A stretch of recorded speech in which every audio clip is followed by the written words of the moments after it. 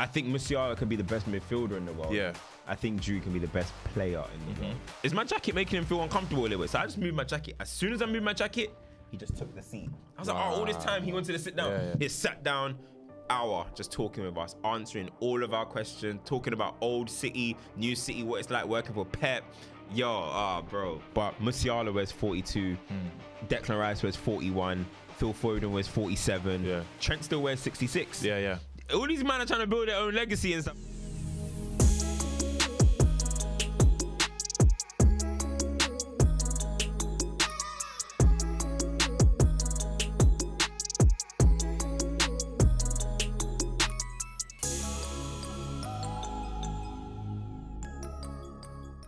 Yo, it's your boy H Black the Sauce, Harry Pinero, and welcome back to the Inside Scoop with my host, my brother, the one and only Culture Cams. Yes. Now, we're gonna call this one the Inside Scoop Wrapped. Wrapped. We're gonna wrap it. Ah, yes, wrapped. Yeah. It's obviously been an incredible year for football and also content from me and for Cams. We started 6 months ago and the journey's been incredible. So you guys have supported us. We're on 14k subs at the moment. It's good, man. We've done 2 streams for 2 Man United games, which we're undefeated in. No. Yeah, Chelsea we won. And then Wait, did you do Chelsea? You didn't do Bayern? No, I didn't do Bayern. Oh, you went Bayern. You went Bayern. innit? Yeah. Okay. I'm just This putting might it be a out good there. luck charm. I'm just putting it out there. Come on. But yeah, we just wanted to just basically go through the year in our eyes. And obviously, thank you guys for all the support so far. Keep liking, keep commenting, and keep subscribing because we are going to be coming so strong. Pause. 2024. I'm going to stop this, you know. I can't do it. 2024 has to stop. I have to stop because football is crazy. Yeah, when you're saying, oh, put the balls in the box. Yeah, come on now, man. I'm a grown man. I'm 32 years of age, man. You're right. It's gone too far. So this is going to this probably episode is going to have no direction whatsoever. It's just going to be vibes. To the studio. Yeah, new studio alert. Studio, shout out 5. Shout out to 5, You know man. what I'm saying? Is this where Rio's money's going as well? I mean, he's doing his thing. The chairs are different. Yeah, I don't know if you lot can see. The hairline's different. He's one. Yeah. Irene, I didn't know. Listen, I didn't know. The whole internet, were dissing Rio's trim, It was good. I see you even tweet about his trim, I think. was horror. Everyone was dissing. And I was like, nah, so remember I called you? Yeah. I called you, I said, yo, is everything good with Rio? that's nice, Because fine. people, and you were like, no, he's fine. I was like, yo, the lighting is looking a bit, and you were like, no, he's good. And then I was just on Instagram the other day, and I just see thank you to Turkey or whatever was it? Thank you, whatever it was. I think it was London based. Is it? Yeah. Thank you to like Dr. like Kinak or something like that. I was like, so Cam's messaged me and he goes, up next, bro. I said, yeah. And you know what? I can't lie. It might have to next year. Did Rio need it?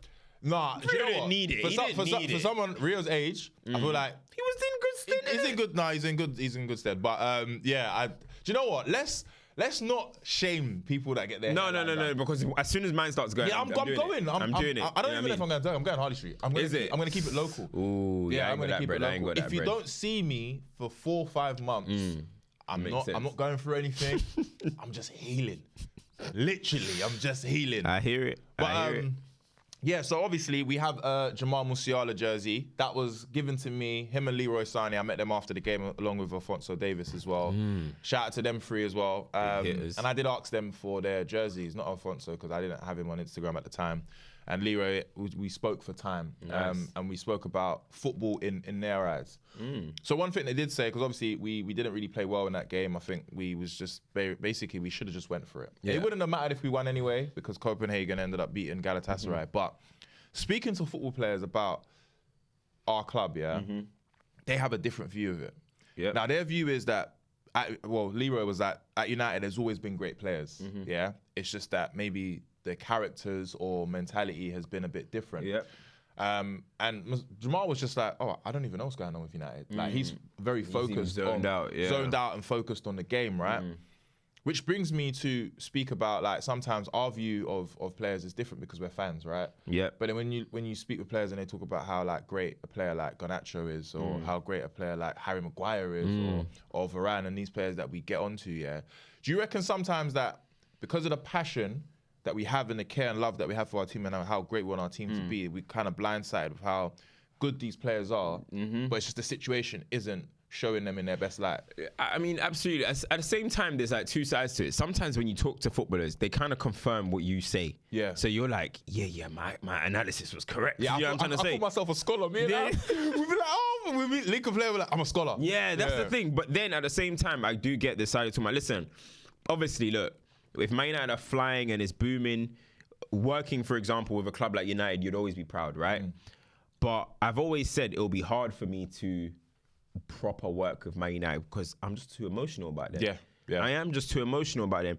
People sometimes say, I'll have the same energy for this team that you have for United, or have the same energy that you have for, like, say, for example, I criticize a United player. They might be like, why are you not criticizing a Chelsea player like that? And I'm like, I don't care what the Chelsea players are doing. I care about what these Man United players are doing. So sometimes I feel like the emotional side of it can blur our vision, because I was having a discussion. I'm going to name drop a few in a sec, but I was having a discussion, and I was basically saying, you see how we get onto like Sancho and stuff? If Sancho tomorrow was linked with Arsenal, I'd fall down to my knees, bro. Yeah. And be like, please don't go. I don't want you to go. No, you can't go to Arsenal. Especially not them. This is what I'm saying. But, you know, so even though you're angry at these players, they are still talented. You still rate them to a certain extent. There is some players that, if they were linked to Arsenal, I'd be like, oh, free to go. But there's a certain like amount of players that I do criticize them still. Even Rashford. You know, I'm on to Rashford. But if Rashford tomorrow said, all right, I'm going to City, I'll be like, no, this can't happen. No, this can't happen. If McTominay said it, you can go City, mate. You know what I mean? But if certain players, if they were linked with other clubs, our rivals, how would you feel?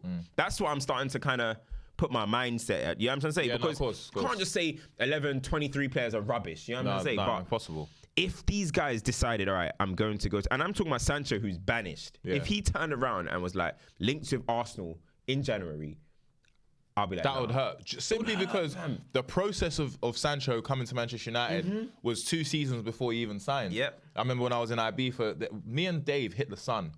There was that Man United, Sancho's pals in IB for confirmed that this is going to happen. And I was just like, we made it. But really and truly, that's a player that I want to see succeed at my club. Yeah. And all of these players, I want to see them succeed at our club. And I think the emotional aspect of it. But the thing is, if I'm going to be a football content creator, you have to be truthful. I have to be truthful, and I have to be honest, and I have to speak with my heart and my chest. People don't know what we put at risk talking like, the truth. They don't. Like, I think you don't need to understand, They don't understand, bro.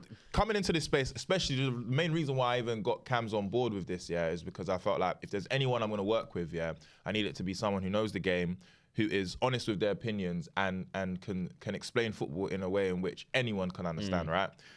In that same breath, I knew what risk I was taking because I just knew that, look, I'm not going to be the one that's on the fence. I can't be. And my relationship with Manchester United is always going to be, I love that club more than anything, innit? However, when I need to talk about the game, I need to talk about it through a lens that everyone else is seeing. Yeah. So if that stops, then my credibility goes down the drain as well. So it's a risk you got to take, innit? Yeah. But anyway, going back to the whole Musiala thing. Musiala, we watched him in that game. I've got a little story before you go into. Oh, sorry. Got a little story. Yeah. So I was with Liez, shout out Liez, and I was with Sharky, right? Was that the other day with JD? Yes. So we did something with JD. Guess who was just on our train? Just on our train casually. Who? Fernandinho. Wow. Fernandinho just on our train casually, and he knows Sharky from the World Cup. They had met at one point. Yeah. So he just came. He was going to the toilet. He just sat next to us for an hour. Wow. We were just talking ball with him. Asked him about Man United. Told me a few things. He said, "Look, they've got good players, but Man United have always been too individual." He said they want to run that way. They don't want to run this way. He did. I'm not going to say who, but he did say there's one player that you can't win with him, like with his character. I'm not going to say who because I'm not going to draw anyone out. But he just so many stories that he was telling us, bro. He was talking. I said, "Who's the best player you've ever played with?" He said, "Davies Silva," and that was emotional for me because that guy, I love Silva. And then there was so much stuff. We asked him about Endrick. We asked him, bro. It was honestly, I'll try and drop the picture. I'll drop the picture for the edit. I'll send it to our editor, bro. Top 3 nicest footballers I've ever met, bro. Wow. Bro, Fernandinho. And do you know what's crazy? Kids were coming on the train saying, Sharky, while Fernandinho just sitting there. It's so crazy. I'm like, you guys don't know. This life is crazy. But the same thing happened with me one time. I told my niece, I work with Ria Ferdinand. She was just like, and I said, Harry Pinero as well. She nearly fainted. I was like, this generation's a madness, bro. And but you know what? Honestly, bro, Fernandinho, bro, I asked him who's better, you or Rodri. He said different roles. Bro, it was like a podcast, bro. Did you feel though when you were speaking to him, that like not like your dreams have come true, but you know when you see this player be such a world-class player? Yes, world-class player, Fernandinho, Did you feel like, wow, like I've made it in a certain sense where you're sitting on a train discussing football? He's never gonna forget you. Yeah, bro. Me and Liaz afterwards, were like, obviously we know probably Sharky, has met so many footballers and stuff but me and Liaz were like, bro, we don't even get like our heart don't pump no more when you're talking to these players. It's so casual. And I walked away and I said to him, that's a skill, What we just did was a skill. We made Fernandinho on a train. He was going to Edison's house. He just came from Jesus' house, He's going to Edison's house, And we just made him so comfortable enough to sit here, talk home truths, talk like ball, dig players out, and he's just comfortable with it. That's a skill. Some people make you feel awkward, bro. I'm sure you've met people that want to talk to you and you're like, bro, you're moving a bit mad. But he just sat, bro. He was standing up for a while, and I noticed because my jacket was on the table. So I was like, hold on, is my jacket making him feel uncomfortable a little bit? So I just moved my jacket. As soon as I moved my jacket, he just took the seat. I was like, all this time he wanted to sit down. He sat down. Hour just talking with us, answering all of our questions, talking about old City, new City, what it's like working for Pep.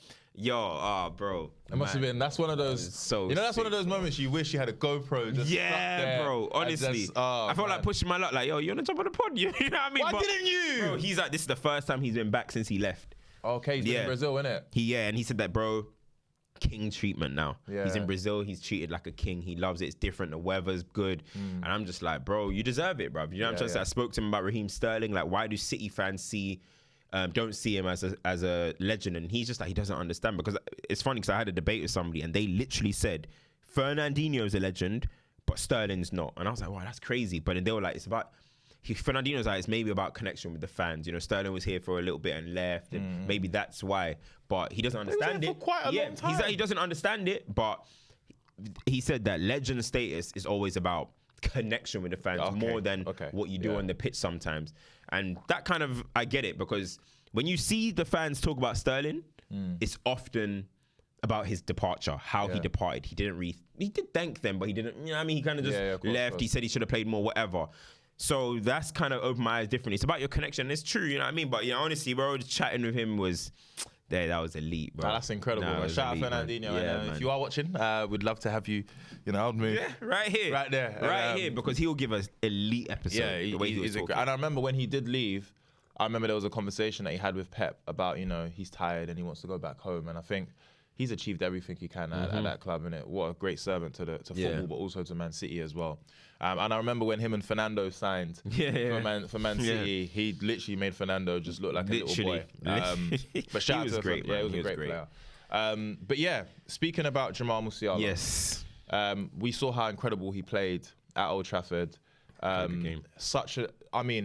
me, one of the most skillful players that I've seen in a very long while. Can really maneuver well in tight spaces, can find that final pass, great player. Now, there's always a comparison between him and Jude Bellingham. I want us to discuss the differences. Had both of them, man. England. Yeah, England, he was obviously at Chelsea and, snubbed England for Germany, which I think, in hindsight, maybe, I don't know if it was the best decision, because I think right now in that midfield, it would be disgusting. It would be monstrous. Absolutely disgusting. That would be like a cheat code to have Musiala, Jude Bellingham, Maddison, Rice, Foden. It would be it would be outrageous. But what do you? Okay, let's speak about Jamal first. How great is this player? Number one, and what's he ceiling? Because at Bayern Munich, I feel like if they build a team around him, that's where their success comes from. Yeah, no, I fully agree. I mean, and that's what Bayern Munich need to be doing. They need to be looking into that, because at the end of the day, he's young. Do you know what I mean? He's exciting. I don't know, I wouldn't say he's like marketable like that yet, because he's quite quiet. He doesn't really speak and all that type of stuff. But the guy is a superstar in the making. And you're saying, what's his ceiling? His ceiling is best midfielder in the world. Do you know what I mean? Like, there's some people that, your ceiling is world class. Your ceiling is, you can be good. But his ceiling can be the best midfielder in the world. And I just look at him, his feet, bro, the way he dribbles. Yeah. You don't get many midfielders in that position nowadays dribbling. A lot of the times, them midfielders are maybe crossing the ball, drifting out to the right, drifting out to the left, or just trying to score goals. He's kind of just a little bit of a different one. He carries, these progressive carries. He gets on the ball, turns. He's mad slithery. You know what I'm trying to say? And it's good to watch. I wouldn't say he's like Phil Foden, but I can see some similarities there with the way they play. If you get what I mean, like get on the ball, dribbling, running through people, and I just like watching him a lot. You know what I mean? I wanna ask you as well when you talk about Musiala, right? I don't want to put you on the spot, but who does he remind you most of the part in the past? Is there somebody that you look at and you're like, yeah, do you know what? You might be mad like that player. Oh, this is gonna sound so crazy, yeah. I don't think there's somebody I've seen play like him because I feel like he's a different breed, yeah. He plays like he's on a PS5. But there's a player who I have watched when I was younger, and I felt like nobody could get near him when he has the ball at his feet, and it was Moussa Dembele, yeah. And the reason why I say that is because Moussa Dembele's dribbling was his key. That was his key element, and I think that is what it is with Jamal Musiala as well. I think in terms of dribbling, yeah, it always looks like he's going to lose the ball, but he's got. I know what you're saying. He's got that extra touch to get it past somebody. He's got like long legs, and he likes to receive the ball and turn on a sixpence. Like he's able to do that. So. For me, I'd say that's the player that I look at and say in terms of dribbling. Yes. But Musiala has this unique style of play, yeah, that I think is a rare commodity in football right now.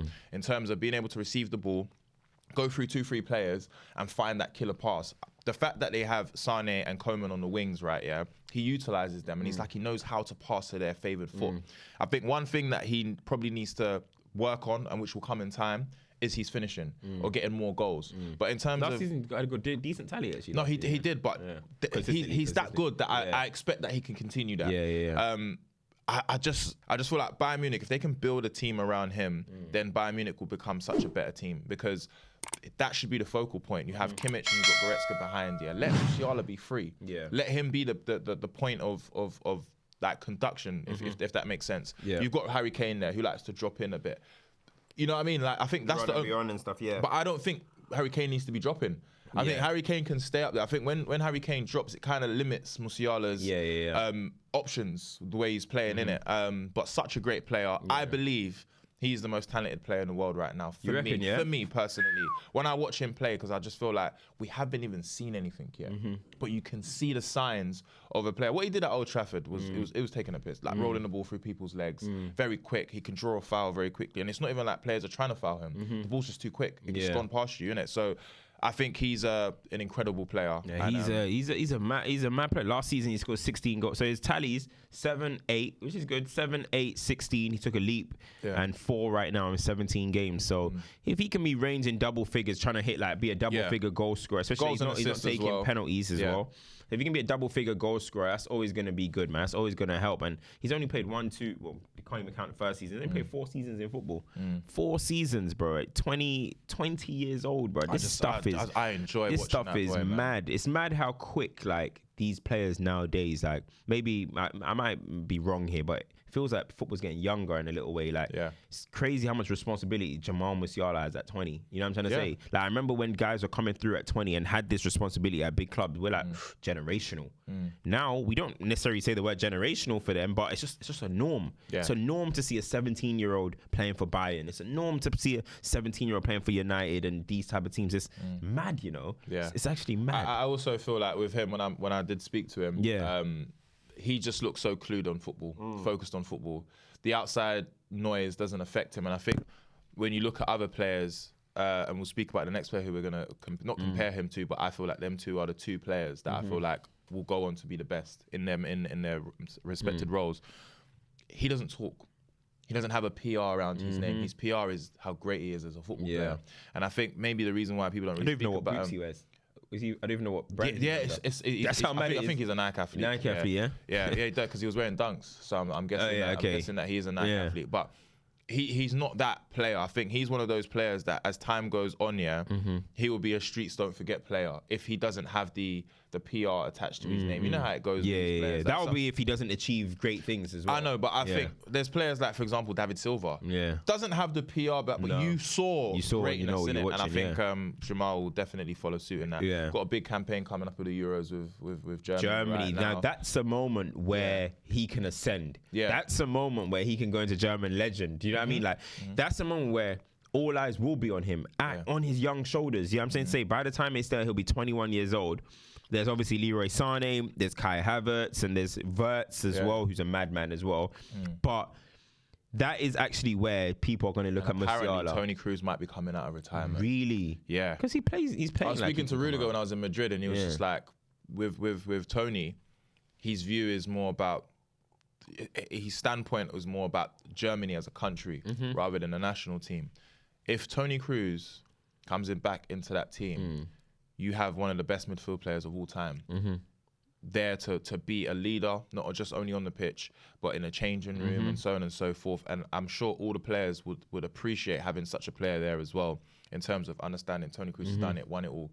That would help as well with Jamal's. Kroos, Gundogan, Musiala. What Sane. a midfield They've three, got a man. good team. I just don't know why they're flunking out a little bit at the moment. I don't know why, but they don't have a gunman up front. That's true. They had Miroslav Klose, they had Mario Gomez, who was they just knew how to score. Yeah. I think that's what's missing. I think they got Rudiger in goal, Neuer's there, Kimmich. There's a good team there, innit? Very good team there. It's just about putting the pieces together. Yeah, and it's at home as well, so that's the home gonna be advantage massive. should help them anyway. That is going to be massive. But yeah, as Musiala, one thing about him I like, bro, honestly, his first thought is always dribble. Yeah. And I love that. It's turn, dribble. That's like FIFA football. That's like FIFA, bro. Like, FIFA, he's a great player. So, but we're talking about the next guy in Jude Bellingham. Now, the discussion is always going to be who's the better player, who's whatever. I'll ask you at the end who you think is the better player. Yeah. But, bro, I'm not going to lie, man. you see Jude Bellingham? I can't lie, bro. I've been watching him. You see Jude Bellingham? Like 90 minutes. I'm not talking about clips on YouTube.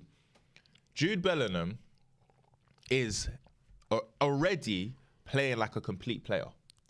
Already showing that maturity. I watched him briefly at Birmingham, watched him a lot at Dortmund, and the one thing I would say was that sometimes he would rush the final pass.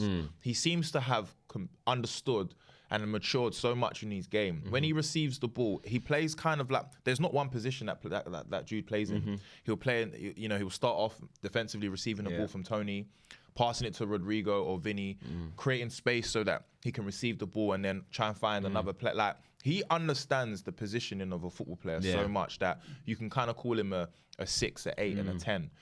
But the goals is something that has probably shocked and surprised all of us. Even Ancelotti. Yeah, it's because that's not what they signed him for. No. But the elegance that he has. Yeah.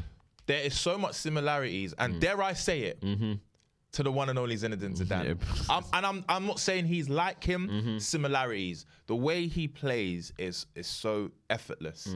You know what I'm trying to say? And I just think as a player that young, the maturity that he's showing, we're seeing players who are in their 30s that still don't have that level of maturity and calmness. He's a leader by example, by the way he plays on the pitch. I can only see this player becoming the best player in the world. That's the difference with me. Yeah. I think Musiala could be the best midfielder in the world. Yeah.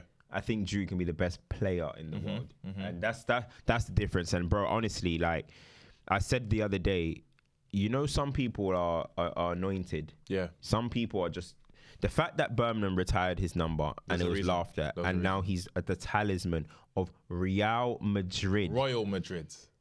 Do you know how insane that is, bro? This guy is anointed, bro. He's gone to...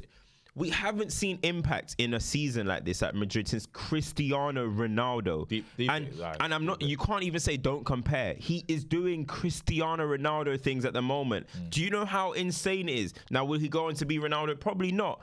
But what he is doing is not normal. And I've said to people, I'm saying it's a purple patch. Some people, once they get a taste of something, they never want to go back. He knows what it feels like to be a goal scorer now.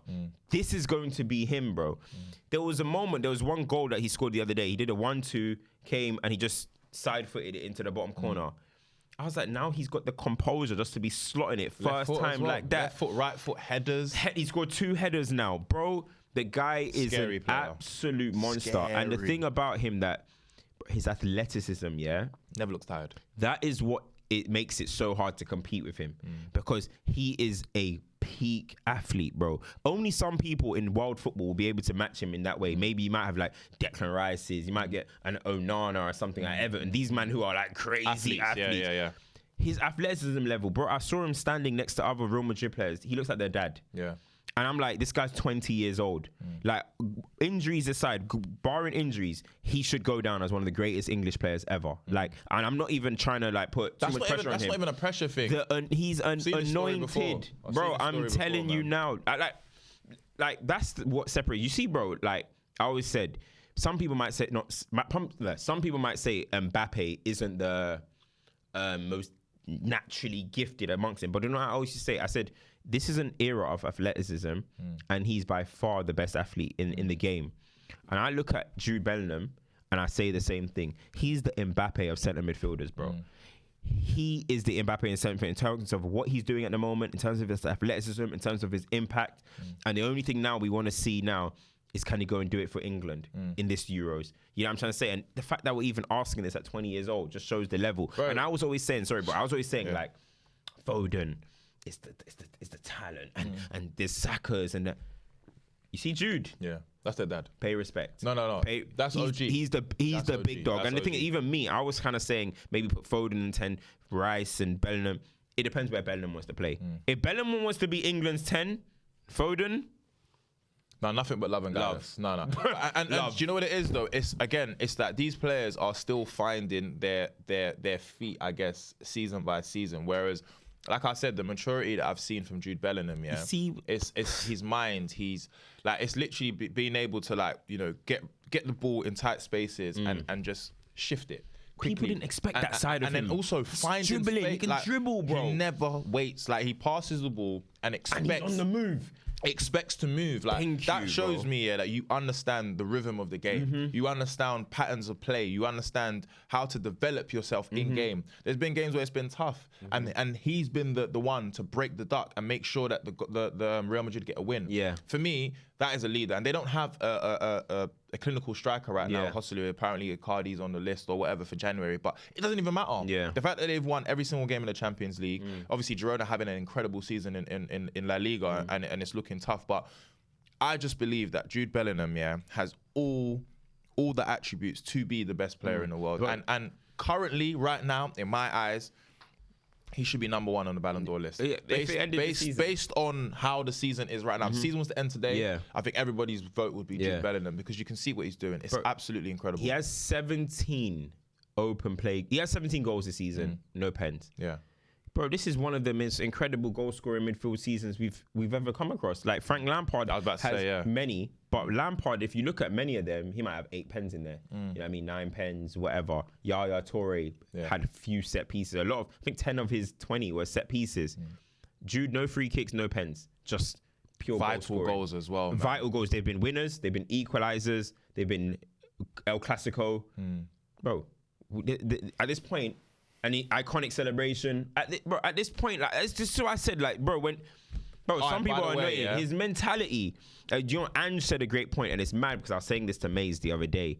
The level between footballers, now, you know, when there was the Dans, R9s, these guys are like once in a lifetime people. Yeah. But there's level between footballers now. I think they're very talented, but they're all very kind of the same level. There's only certain things that can separate. And Ange said it's character. The level between a top player now and a decent player. Perfect, you said that. A top player and a decent player is not that much anymore. Whereas in the past, maybe a top player of Zidane compared to a decent player that's just otherworldly. But Jude's character, I'm about to say, your talent might be like this with someone, but his character makes him like this to them. And that's the difference. His character and his mentality, that's developed through his childhood. That's developed by his parents. It's different. That's why I keep saying the word anointed. Bro, this didn't just wake up overnight, bro. This guy when he was 16 at Birmingham, was a leader. This isn't, bro. This ain't a normal guy, bro. Meeting him, like, obviously we followed each other quite a while. When I found out about him at Birmingham, I went to go and follow him, and he was already following me, him and Job, right? And then also there was messages of your videos are funny, whatever. Got a shirt sent from Dortmund. Went to go buck him at Real Madrid for the first time, and it's like I had known this guy all my life. But the maturity that he has as an incredible gentleman and a person in general, you can see. That's why people speak about him so highly. His character, the way he is as a person, it makes sense that as a player on the pitch, he's such a leader as well. There's a quote from Wayne Rooney about when he played against him when he was at Derby. He kicked me. He doesn't respect anyone on the pitch, and that's my thing. I like a player who knows what his role is. His role is to be the best player in the world. His role is to be a leader, and he's doing exactly that. Florentino Perez doesn't often get it wrong. No. And he would have identified and known what he's signing. Yeah. And right now he's getting it right. Like, you don't... What a lovely guy that guy is. You don't get it wrong. Shout out to Jude Bellingham, yeah, you don't get it wrong, man. His mother is an incredible woman. Yeah, I met her as well. Yeah, I met her at and I Adidas. said to her, I said, look, you are doing a great job. Can you teach me how to raise my son the way you've raised yours? Because honestly, like, you know, shout out to his pops as well, because what he's doing, I feel like a lot. Brother as well. Yeah, Job's doing incredible. He's going to be a gunman in the championship, and I think he's gonna have a good career. Very good. And I hope that player. he does get the Premier League stint, because I think he definitely has the mentality like his brother does as well. But Jude's just on that next level in it. But for me personally, I've always said, how you were raised is an integral part to what type of person you become, and also in the workspace, what type of career you have. And you can see with how his mum is shadowing him throughout his young career, that he's going to have a very stable and understands exactly what the role is to be a football player with longevity. A lot of these players, you speak about character. Avelino was with Andy Cole the other day, and he was saying the difference between when I was playing and the players now is that you can be quoted a great player without winning anything or doing anything in the game. Whereas with us, we genuinely had to win things to prove to each other, because everybody was a great player. And still they didn't get all the respect they needed. Still they didn't get the respect. But nowadays you can be called a great player, but we're really talking about him. We're really talking about Jamal Musiala because we can see it. These players just need to... Musiala scored the winner to win the league last season. Do you know, like, come on, bro. Like, late on. I wouldn't be surprised if he doesn't score the winner to win the Euros. For me, it would be. I want to see England against Germany in the final, because that would be a good indication. Go on. Yeah, I was gonna just basically wrap it. Yeah, just because you know what kills me about these new young players as well. Yeah. They all want to build their own legacy. You know, that's what I say. Even though Jude wearing the number 5 and stuff, that's something where it's kind of like, he's at a heritage, very big heritage club, so I get it. But Musiala wears 42, Declan Rice wears 41, Phil Foden wears 47, Trent still wears 66. All these men are trying to build their own legacy and stuff. And Football numbers. Jude used to wear 22 in it. He used to wear 22, which is a random number, but now he's wearing number 5, which, again, even so, Zidane just made that iconic, but midfielders don't be wearing number 5. Zidane just got given that, because there was no numbers. There was no numbers. Because who was the 10th? No, it wouldn't. Figo was the 10th. Figo was 10. Figo the 10? Did he sign before Figo? Raul was 7. Figo signed before.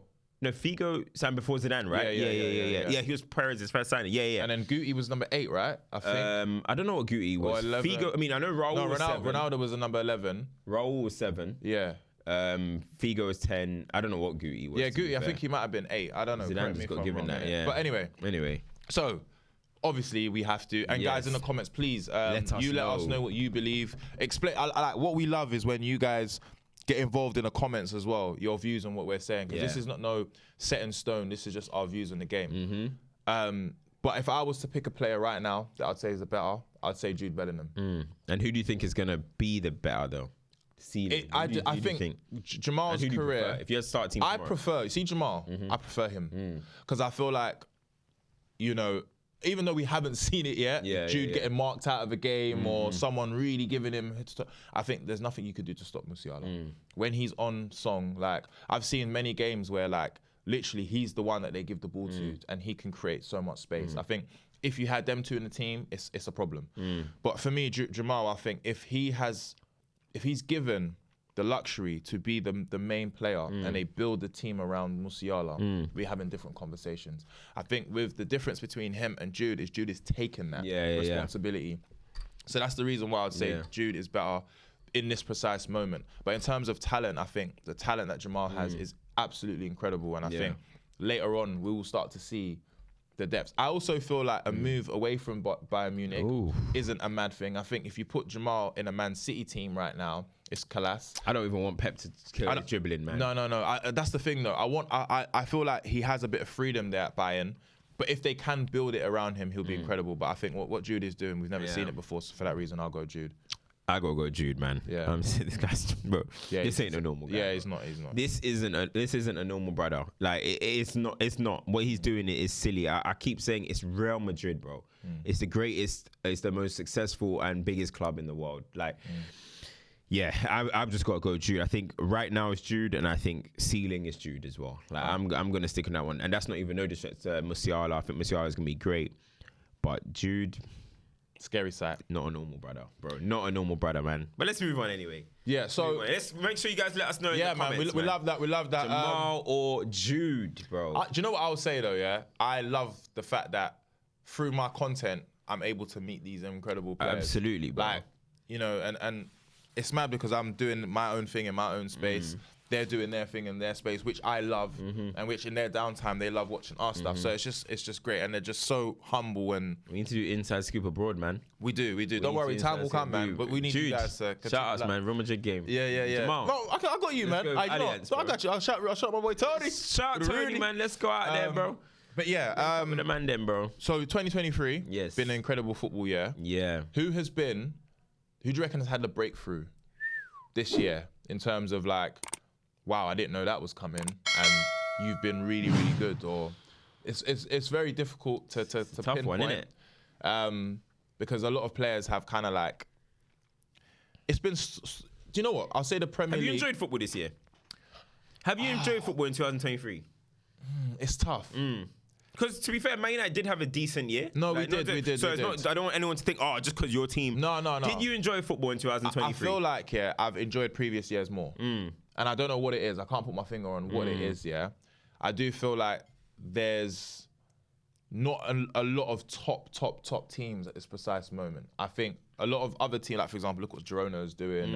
Aston Villa are doing well in the Premier League as well. Like even in Bayern Munich, bro. Like Xavi Alonso's by Leverkusen. So I feel like the scope of football is changing. I think the management is getting more precise. It's getting a bit more. Yeah, it's been good, but I don't know. I've loved other years more. I think what you touched on a really good point there. Yeah, coaching, an elite coach or a coach that has it down to a T is far more important than players now. 100%. It's far more. It's the fact that we can just witness Eddie Howe coming to Newcastle, take them to Champions League. Yeah, and okay, he's struggling now, but he had a formula and it worked to a certain point. Champions League.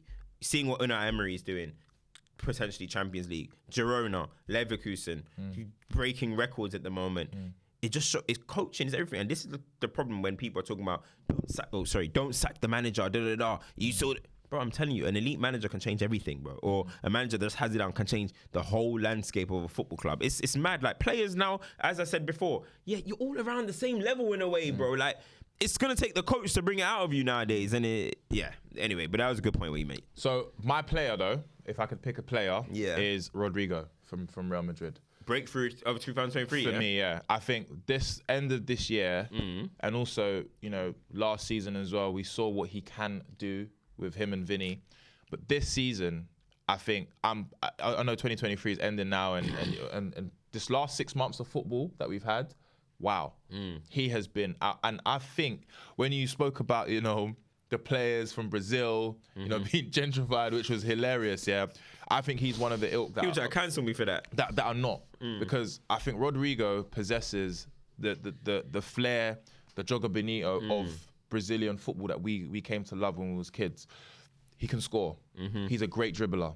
He's got a lot of skill. He's very decisive with his finishing now. And Vinny's been injured for a minute now, and they don't have a recognised striker. But when you check the goal scoring, it's him or it's Bellingham or it's Valverde scoring whatever it is. But Rodrigo, for me, I've enjoyed watching him, and I think he's the one. And obviously, Endrick is now going to be part of that team now. Endrick. This Endrick. Nah, bro. I really like Endrick. When I spoke to Fernandinho, he was like, he's not as talented as like R9 and stuff, but he's strong, he's fast. And I said, is he like Adriano? He said no. He said he's not like that actually. He's just in his own kind of way. But he just has to make sure this is right at Real Madrid, I think that's the one thing boosted right that can kind of kill a career is projected talent when you haven't done nothing yet. I think with Endrick, and all the respect to the Brazilian league, we've seen how many players that are great kill that league and then come into the European leagues, and it's a bit different. We look at Lucas Moura; he was mad in that league. If you know, Yeah, bro. if you know, he was very, very skillful and a great player. But then obviously, it probably didn't work out in Europe the way we expected it to. With Endrick, you're going to Real Madrid. It's the biggest stage of all in football. So the lights are at the brightest that it could ever be. However, that left foot and right foot that he possesses, the power that he has, generates, and also being able to, maybe clawed back a game for his team and stuff like that. That is mentality of someone who is going to be great. You're going to Real Madrid. You're going to be around Brazilian players who will keep you grounded. Vinny's someone that could easily have fell off, but has been so consistent. And he can do what he wants in that team. He's a very, very, very skillful player. But going back to Rodrigo, I think when you have that type of player in your team, he's very decisive. So that would be my player. That'll be yours. Yeah. You know what I'm going to go with? I'm going to go with William Saliba. Because the season would have started in August 2022. I get it. But so it's from there to now, right? I saw him in France. If you see in my group chat, you say Saliba, please, Saliba, please, Saliba. When I thought Arteta was him and Arteta were beefing or something, I was like, bring Saliba. But Saliba, the impact that we saw that he made at Arsenal last season, and you can argue, is that maybe why they didn't win the league last year? That's up for the debate. Arsenal fans will probably say yes. But he's given me feelings that I haven't seen in a long time for a centre-half. Do you know what I'm trying to say? We just spoke about Jude Bellingham, who I'm saying is anointed. We speak about Mbappe when he broke through. And when I look at Saliba, he's just giving that vibe of, you're a different type of centre-half. You know what I mean? Your ceiling could be an all-time level. Yep. Do you know what I mean? And that's the thing. Like, I'm already looking at him, and you see some centre-backs and you think, okay, cool. Look, Ruben Diaz has done a lot of stuff in football at Man City already. But there's a reason why we're not putting him with the Vidiches, the Rios, and all that stuff. It just... Even though it doesn't. It doesn't feel right. I'm looking at Saliba, and I'm already starting to say, I'm not saying he's that level. I'm already starting to say, oh, one day you're going to be there. Even if you win one title, one day you're going to be there because you're that good. Like, a lot of times we talk about trophies and stuff, but it's about the feeling they give you when they play, how actually good they are. Van Dijk has one title, but we're putting him in these conversations. Why? No, but because he's that good. He is that guy. That's what I'm trying to say. Yeah. Because he's that good, and that's why I'm saying about Saliba. Ruben Diaz can win 5. You know what I mean? And but you can get there in the trophy conversation. But Saliba, is there's something about his ability, the way he tracks people down, the way he can just usher people off. He's composed with the ball. He sometimes says, you know what, I'm just going to dribble out from the back. It looks easy for him. The best players make the game look easy. All of them, the best players do that. And I just think you look at Saliba, and he's the one where I just think he's giving me a different type of feeling. And as I said, I don't want to... Centre-half shouldn't be the position where it excites you. But I'm actually excited to see Saliba defend, bro. He might have a few things to improve. I do think he needs to improve a bit aerially. You know what I mean? I don't think he's as dominant as a Vincent Kompany or a Vidic and stuff. But I just think him as a player is great. And listen, people are saying Declan Rice is probably going to be Arsenal's future captain, depending on what happens to Odegaard. But it could easily be William Saliba. And I think now his next step is get in that France team for the Euros. But I want people to understand, though, I don't think he is not good enough to play for France. I think it's just the manager. The manager. No, it isn't. It's the same thing with Southgate and Trent. Do you know what I'm trying to say? I don't think it's down to his talent. I think if you watch the Premier League, some people say, oh, the Premier League's not the best league in football. That's a debate that you can have or whatever. But it's definitely got some of the best players, if not the best players in the world, right? And Saliba, week in, week out, when he plays against these players, gives them a very, very tough game. Konate starts for France, yeah. We see them both in the Premier League. It's clear who's the better centre half. I'm not going to lie, I thought it was Konate at one point. No, but Konate, like, I'll say one thing about Konate. Saliba, man. Great defender. I think if it's anything, it should be him and Konate. Instead of Upamecano. Yeah, for me personally, Upamecano is a good defender, but there's a mistake in him at all times. I agree. Whereas I think Konate is such a good defender. I think him and Saliba will complement each other so much more. They would would as well, bro. But that's down to Didier, innit? And what he wants to do over there. But yeah, you're right. Saliba, I said it for me, I think he's already the best defender in the Premier League. Obviously, in world football, there's discussions about Rudiger. Rudiger's having a mad season. Arujo, you having... Rojo, Rojo, I don't know how to say his name. Van Dijk. There's all these players, but the fact that he's in that conversation, I think, says a lot. So young. The guy's 22. Yeah, man. And shout out to Saliba, man. What a player, man. What a player. So, who will be the player of 2024? Now, guys, again, these are all our thoughts. Drop yours. Who will be your player of 2024? Player of 2024. All right, if I'm going based off now, it's just going to sound like this is the Jude Bellingham show. I knew you were going to say that. Let's say without Jude. So without Jude Bellingham, we're going to, because this guy's just doing the madness right now. Wow, that's a tough one. Player of 2024. Wow. Because if I'm honest, I don't think it's anyone in the Premier League. You don't reckon? Nah, I don't. Because the Premier League right now is very tight and there's no standout player right now in the Premier League, innit? Wow, that is tough. It is tough. I can't lie, bro. Might have to leave it to the comments. Yeah, I'm going to leave it with you guys. I'm going to leave it with you guys. I can't lie, because if I say what I'm going to say, you're going to say this is sponsored by Jude Bellingham. But yeah. Leave that one for the comments. Yeah. All right, so the Champions League? I think it's Real Madrid. You reckon?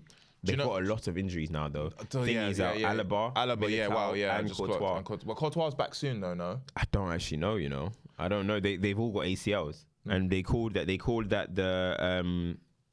I think they called it the... Oh, I can't remember. They something trio. Basically, the team that won the trio that won the recent Champions League. I think... What year... What they've got 14 Champions Leagues, innit? Yeah. They called it the 14th trio. That's it. The 14th trio. All injured. Okay. But that's a spanner in the works. But I don't know, is man. Joselu really going to win you a Champions I think if they League? buy someone in January that hasn't played in the Champions in European football, then they should be okay, innit? Look, the teams that have really done well in the group stages, Arsenal, Bayern, and Real Madrid, and City. So, City have done well as well. I think City, obviously, to retain the Champions League is something that is a very difficult thing to do. You only see one team have done it. Yeah, Real. And to have to be an elite team, you have to be able to do that along with obviously the Premier League. Now this season has obviously showed a bit difficult for City. They haven't had KDB. Rodri's been in and out, but now he's starting to play a bit more now as well. Haaland seems like he's going to be out for a minute as well. So it's dependent on injuries as well. But there's just something about Real Madrid. I know what you're saying. In any fixture, I'll fancy Real Madrid apart from against City. I think if City are firing, I think City will probably get down Real Madrid. But football is all about, it's just the same as boxing. Styles make fights, innit? Yeah. So we just have to see, like, for example, I think Arsenal can go far. Yeah. But I think if Arsenal met Real Madrid will beat them. Now, does that mean Real Madrid are better than Arsenal right now? Debatable. No. Maybe, probably not. I don't know. You can't really tell. But I just think it's all about the matchups, honestly. City... The thing with City is, if Real Madrid and City played in a one-off, then it's different. I'm struggle to see still who can beat City on 2 games.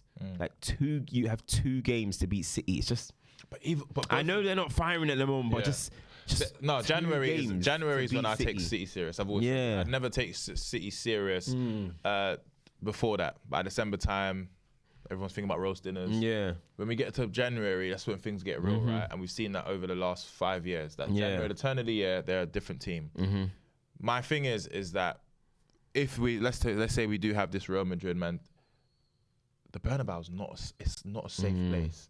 It's scary. The fans love the Champions League. They want it more. The way they did them last year, though. Yeah, I know, but then there's been years where Real Madrid have done them. So it's like, that would be a good matchup, and I would love to see that as a final.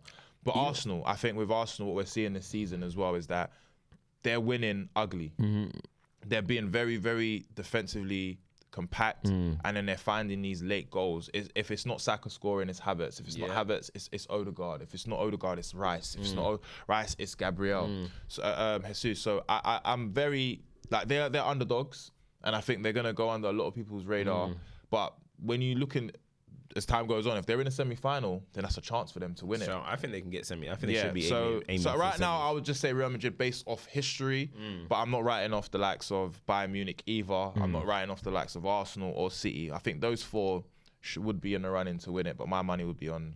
And lastly, on these questions, let us know, guys, as well. Let us know. Lastly, on these questions, moment of the year. What was your football moment of the year? 2023. Yeah, that's tough. The moment, like, that, I was like, wow, this is fake. This is different. That would have been the World Cup, but the World Cup ended in 2022. Man, bro, that World Cup for me, man, that was different. That's the 2022 though, so we can't sneak it in. Yeah. But wow, that was incredible. But yeah, moment of the year. It could be personal. It doesn't have to be like some thing that was the biggest thing in football. It could be personal. All right. So for me, Harry Pinero, it was going to Wembley and watching my team lift the trophy. Now, obviously, Carabao Cup isn't the most glamorous cup ever or whatever, but all my years as a football fan, I've been able to watch my team lift trophies on TV and then going to go celebrate with my friends, right? But I was sitting, shout out to Nico, Nico and AJ, we were sitting right on top of where the players were, you know, and I saw the players walk up this side. You said Dallo was pointing at you? Dallo, because I had spoken to Dallo before, and so did you as well, about him, you know, trying to be the players that can bring Man United back. And then that was a sign of it happening with that trophy being won, innit? And I don't think anyone that's a football fan, when you're able to go watch your team win a trophy, no matter how small or big the trophy is, it's an incredible feeling. And you feel like you're part of that. You was there to support that whole journey. So I think for me, being able to go and see that, and then obviously, you know, it was against a Newcastle team that were doing really well that season as well. So for me personally, that was my moment of the year, because we ended it on a very good high. Obviously, we wanted to go and win the FA Cup as well, but we didn't show up in that game. But yeah, I'll say for me, that was mine. I'm sure there's some obvious big ones that we're probably forgetting and stuff, but I would say my one is, I don't know, there's two. Personal feeling of one, when we beat Barcelona, Yeah, I was at the game, bro. I came out thinking we're back soon, bro. Yeah, we're a year away, bro. I came out thinking we are a year away. Like, that was a man. Do you know what else was a mad one as well? Even though we lost that Man United Arsenal game, where Saka scored, did this, and Rashford scored. Yeah. That felt like old school, right? It did, you know. I was there as well, you know. Yeah, were you? That game was so fire. That game was so fire. It was just like, it was a different feeling. Yeah, we lost, whatever. I know some people are going to say, obviously, the 7-0 was the moment of the year as well. But you know, another moment as well. I went to the Etihad to watch Man City, Arsenal. And just the way Man City demolished them, bro. Like, people are going to think it's an Arsenal hate, but it's not. It's I ain't seen somebody's title just like, they're so just get yanked out. You know what I mean? It was like, that's the end of your run. You know what I mean? Like, your dreams are done now. You know what I mean? I ain't seen something like that. And I was just watching it up front, and I was just seeing KDB, Haaland, and I was just like, yeah, this is boys versus men. You know what I mean? And I think that was a mad moment. It just confirmed you knew what was going to happen. You know what I mean? City are going to go on to win it. So I think that was a mad one. But anyway, aside from football, how have you found the year of 2023, mate? You know what I mean? How have you found the year of 2023? For Harry Pinero, the person, Harry Pinero, the brand, just in general, how have you found 2023, and what's the plans for 2024, bruv? So I think for me personally, this has probably been my best year I've ever had, and I'm not talking about anything to do with like money or anything like that. I think just personal happiness. In terms of loving football more than any other thing I've ever done in my life is football. It's what I talk about. It's what I play at home. It's what I, you know, play on a Sunday if I'm free or whatever. So to be able to be in this football space and be recognized as someone who's doing well in this space, for me is everything. You know how much we love football. So to be able to, you know, work with these players, have a show like this, get it off the ground and build an audience. And it's not built on what I do on other stuff. It's built on, does this guy know football? Oh, well, okay, cool. He can talk a good game and so on and so forth. So it's been great for me, and also personal development as well. Having a bit of ownership of the stuff that I'm doing more than just getting paid to do stuff. I think that's an important part of growth and development as well. You know, I've cut all my things that I shouldn't be doing anymore out of my life. Now I feel more healthier. Yeah, sick, and I'm just in a different space. Like, I feel like I can do anything. I can if I put my mind to it, I can do it. And also, like working alongside people that I really like, rather than who's popping. Do you know what I'm trying to say? Like, you know, I say this all the time, getting you on board was one of the best things that I've done, because it has allowed me to, you know, learn a bit more about football. Because I can't be sitting next to someone who really understands football the way you do, and not, you know, learn as much as I need to as well. So it's been really good, picking and choosing what I want to do now. And I think that comes with obviously time. We had a successful party the other day, which was really good as well. So yeah, next year I think it's just more about doing the same, but doing it at a higher level, man. And just, you know, having again more ownership. We've got some great announcements that will be happening, which Cams will be part of as well, God willing. And yeah, man, it's just a great time right now. Can't wait for Ramadan. because Ramadan is a time where it's like I When's charge Ramadan? up my chakra. It is probably going to be February or March. Yeah. March, I think. Yeah. It will be, but correct if I'm wrong. Sorry about that. But yeah, that's where I charge up my chakra and I tackle the year again even more. So you going abroad for that, or you gonna go to? Yeah, inshallah, I'll go back to Medina and Mecca, man. I think I need to. You know, the blessings that God has given me, I think it's only right that I go there and just be thankful in the presence of greatness. So that would be me for next year, and obviously my year. The question's over to you, pal. Honestly, I feel the same. I feel like this is probably been my best year in terms of development. I feel like every year I've been taking some steps. You know what I'm trying to say? And every year at the start of the year, I make a vision board. You know what I mean? And I say, all right, what do I want to do for next year? I want to make multiple streams of income. I want to work on this. I want to work on that. I want to be on TV. I end up on TV. You know, and that was a long shot. I remember 2 years ago, I was talking to some guy when I was working at another company, and he was like, how old are you? I said my age. He's like, you've got 3 years to make it on TV, to get on TV. If you don't get on TV within 3 years, it's not looking good for you type thing. I was like, damn, that was kind of brutal. And within a year and a half, I got on TV. Do you know what I'm trying to say? A year and a half, 2 years. So I was just like, that was a very good feeling of fulfillment. Do you know what I'm trying to say? So I think just making the growth, exactly, doing stuff with JD, doing stuff with you, doing stuff with the Mandem. We moved our pod over to DR.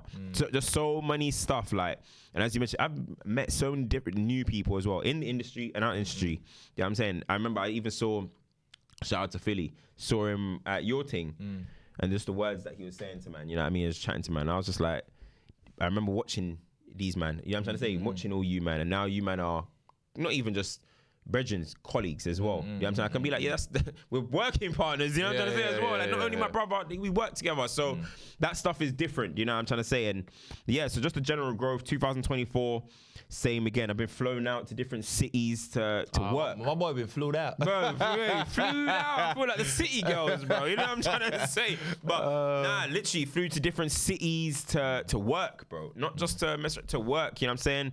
Holidays, did all of that. So next year, 2024, hopefully same thing, man. Just going hard, going in. We got, hopefully we can take Inside Scoop, I said, abroad. So many plans, bro. So, and as I said, how can you improve as well? Want to get back onto my YouTube channel, want to do certain things. So listen, great year, man. I'm not gonna lie, it's been a great year for me. Very great. Two more questions before we go. The support has grown as well. Yeah, it's incredible. Like to get 40k subs massively in 6 months. I think it's great for Football Puzzle. But two more questions before we go. What do you want for Inside Scoop? Yes, for next year. I want Inside Scoop to be the platform, that people go to see things that's that's uncommon. Do you know what I mean? To hear stories that's uncommon. And I know me and you we're going to talk about, and we spoke about getting the guests and stuff. I want it to be a platform where people come and they want to speak their truths. People come and they want to tell their story in a different way. I know we have plans with a certain figure that we want to make it a big thing, which I won't say now, but we want to make it a big one, big stories. So that's why I want to see Inside Scoop. I want Inside Scoop to be the platform that people go to just to see football in a different way. You know what I'm trying to say? And not just because we can do roundups every single week. We can. Everyone's doing that. But I want it to be different. You know what I'm trying to say? I want people to come and be like, you know what, these men are doing something different. These men, look at the access these men are getting. That's my aim. You see, all you brands and agents and PR people, shout us, because you got two big personalities here. Yeah. With no egos either. And lastly, because I basically agree with everything you said, I don't need to say the same thing over. What has been your best episode? Ooh, best episode. You know what? Yeah, I've got two. I've got two. Jeff Shreves was mad. Jeff Shreves. This is what I'm saying. Like, that's what I want. Like, who's thinking about Jeff Shreves? Like, and who would have thought Jeff Shreves would be sitting with Harry Pinero and Culture Camp and actually just freeing it? You know what I mean? That was a massive surprise for me. That did millions of views on social media, bro. Of course. It did madness, bro. So that was one of them. That was a very kind of not pinch me moment, but it was very like, wow. And I think actually our last episode, was it our last one? but we were talking about the players who need to leave. Yeah. I lost my whole mind, man. That got me in trouble. But Do you know what? There's one episode where you were going mad. That was me funny. and Avellino. Was it Avellino? Yeah. I will cut Avellino out. I was just like, brother, please, I need to just get this off my chest, bro. It was like therapy. That one was funny, therapy, bro. That one was jokes, but last episode was like a proper like big disagreements within how we see Manchester United. So I like them too. Yeah, I think I'd say the same thing. Jeff Shreves, because Jeff Shreves was the voice of football for a long time. Yes. In all our households. So to have him here in the podcast, even my dad messaged me about that, saying, "Wow, you're doing big things," because it was such an incredible person to have on here. So shout out to Five for that. But I think I've got 2 episodes outside of that when we had Fuad here on that episode. That episode was hilarious. I think that was more funny. Yeah. But there was an episode that you wasn't here for. Which one was this one? It was me, Joel Bayer, Joe Knight, and Avellino. Oh, yeah. Joey Knight, for me, is an incredible guy, man. And I think there was a lot of digs that was happening towards Chelsea and that, and I really enjoyed how he was able to take them, because he's a boxer. He was just soaking them up and then hitting haymakers about my team. And I think it was just subtle killing of each other's teams and stuff, but it was really good. So I'd say those 4 episodes were my favorite, but we've got so much more to come for 2024. Thank you to everyone that's been part of this journey so far. 6 months in, but hopefully we're here for the long haul as well. Let us know who you guys want to see as guests, and let us know if you sometimes just want to see an episode which isn't even about ball, which is just about, if you got a guest and you just wanted to talk to them. You know what I'm trying to say? Just wanted to bring a guest and have a conversation with them, which might not be football related. It could be a personality. It could be anybody. Do you know what I'm trying to say? So let us know what you guys want to see as well, because 2024, we're trying to reshape this as well. As we've done what we've done in this first 6 months. Next 6 months, let's do something different. And of course, we'll still be giving you the same as well. So definitely. And then live streams as well. Yes. We're going to get Cam for a live stream. I will be there. Avellino's just been doing his thing. And you know what? Avellino's he's part of the channel. Yeah, anyway, of course, you know what I'm saying? So shout out to Avellino. I'll be guys, there, man. Have a happy new year and a Merry Xmas, because I can't say the other word. Merry Christmas, everybody. All right, take it easy, guys. Love.